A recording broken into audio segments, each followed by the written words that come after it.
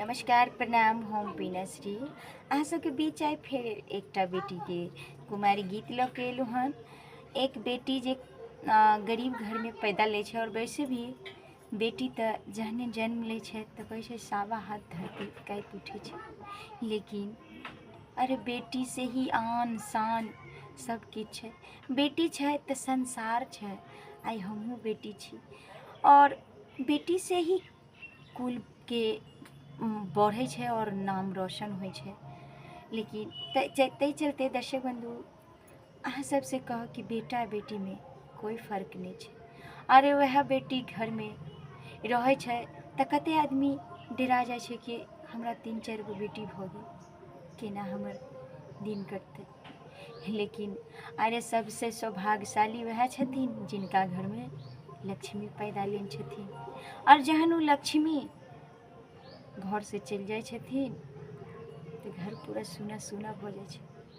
एक लोर बहा के चल जाइ छै। जहन जनक जी के सीता माँ मिललखिन तो पूरा जनकपुर जे छै जगमगा उठलै, कियाकि स्वयं माँ लक्ष्मी एलखिन। तो तही तरह एक औरत के अवतार जे छै, हर औरत में अगर झाँक के देखियो तो दुर्गा काली लक्ष्मी सरस्वती वास छथिन। ताहि चलते जिनका कोख में बेटी है कभी भी मन छोटा नहीं करो, क्योंकि बेटी घर की लक्ष्मी छै। और बेटी के कतबो अहाँ शादी विवाह कऽ दियो और विवाह में तो अहाँ कतबो भर के दऽ दियो तो कहै छै कि एक लोर पिता या उनकर माँ पहेबे करै छथिन। चलू आइ जे छै बेटी पर एकटा गीत सुनाबै छी, विवाह बेटी विवाह गीत। एक बेटी अपन पिता से की कहै छथिन। चैनल पर है तो जरूर सब्सक्राइब कर लो। वीडियो हमार गीत हमें नीक लागत लाइक करो, शेयर करो, कमेंट में जरूर बताओ कि जनक जी से बोला थी ना सीता बेटी, जनक जी से बोला थी ना सीता बेटी से हमें पहरब पापा मोती सारी, हमें पहरब पापा मोती सारी। तो जनक जी कहथिन कि निर्धन कोख बेटी जलम लेला, निर्धन कोख बेटी जलम लेला, कहाँ पायब बेटी मोती सारी से, कहाँ पायब बेटी मोती सारी।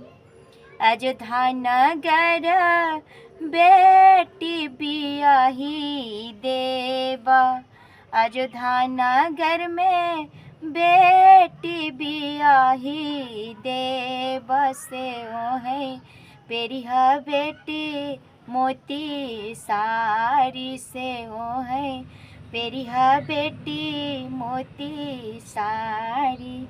अपना लागी किनिहा बेटी मोती सारी, अपना लागी किनिहा बेटी मोती सारी से हमरो लागी बेटी बसैथ धोती, हमरो लागी किनिहा बेटी बसैठ धोती। भैया जी से बोला लाना सीता बहिनी, भैया जी से बोला लाना सीता बहिनी से हमें पहरब भैया लहंगा साड़ी, हमरा कीनू भैया लहंगा साड़ी।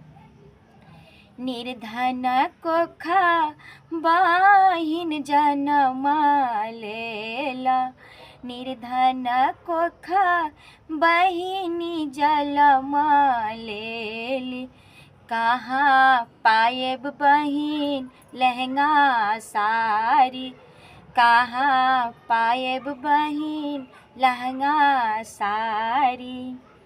अयोध्या नगर में बहिन बियाह बियाहब तोरा।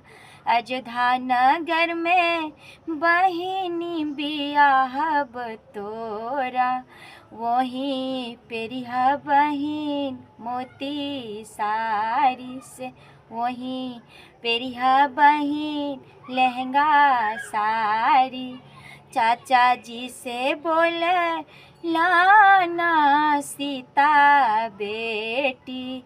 चाचा जी से बोला लाना सीता बेटी से। हमें पेहरब चाचा सोने के टीका। हमें पेहरब पापा सोना के टीका। निर्धन कोख बेटी जन्म तुलेला। निर्धन कोख बेटी जन्म तुलेला। कहाँ पैब बेटी सोना के टीका से। कहाँ पैब बेटी सोना के टीका। अयोध्या नगर बेटी बियाही देवा। अयोध्या नगर में बेटी बियाही देवा से। ओ है पेरिहा बेटी सोना के टीका से। वहीं पेरिहा बेटी सोना के टीका। चाचा जी से बोले लाना सीता बेटी। हर जीजा जी से बोला लाना सीता साली से। हमरा चाहिए जीजा सोने की नथिया से। हमरा चाहिए जीजा सोना के नथिया। निर्धन कोखा साली जन्म तोरा। निर्धन कोखा साली जन्म तोरा से। कहाँ पैब साली सोना के नथिया। कहाँ से मिलत साली सोना के नथिया। अयोध्या नगर साली बियाह होता। अयोध्या नगर में साली बियाही देवा से। हूँ मैं पेरिहा साली सोना के नथिया से। हूँ मैं पेरिहा साली सोना के नथिया।